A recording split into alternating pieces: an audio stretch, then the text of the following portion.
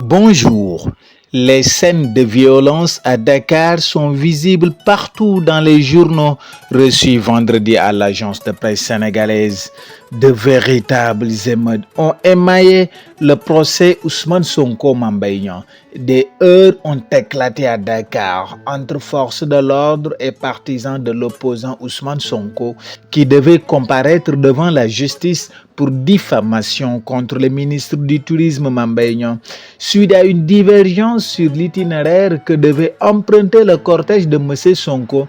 Des échauffourées ont éclaté. Le leader de PASTEF a été extrait de force de sa voiture avant d'être conduit au tribunal à bord d'un véhicule de la police. Des scènes de violence ont éclaté dans plusieurs endroits de Dakar. Une ambiance martiale affiche Bes Bi Le Jour à sa une. Le journal écrit que les démons du mois de mars 2021 ont ressurgi hier à Dakar. Un épanchement de sentiments jusque-là contenus et qui s'est finalement soldé par des affrontements d'une rare violence entre des pro-Ousmane Sonko et des forces de l'ordre.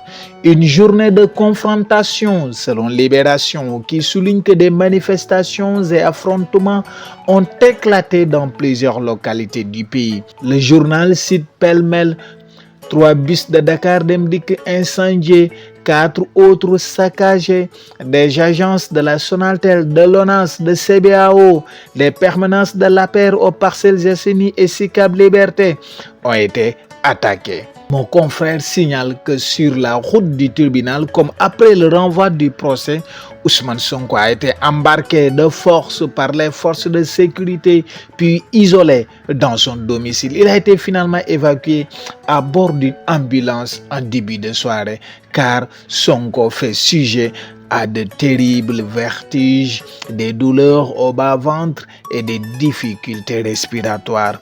Pour Le Soleil, les forces de l'ordre ont réussi à contenir les manifestations des pro-Sonko. Le journal d'Anne note que le dossier a été renvoyé en audience spéciale au 30 mars prochain.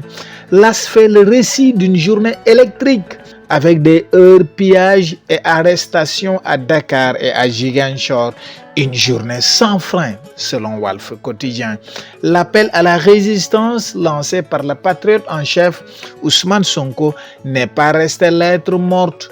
Après la brutalité exercée par les éléments de la BIP sur leur leader, ses partisans ont mis sens dessous Dakar et sa banlieue, écrit Walfadjri. Sud Quotidien préfère parler tout simplement de guérilla urbaine à Dakar, devenue une ville morte avec une économie au point mort et des écoles fermées. Dakar balafré, s'exclame là une enquête qui fait le récit d'une douloureuse journée de manifestation, d'arrestation et de scènes d'intifada.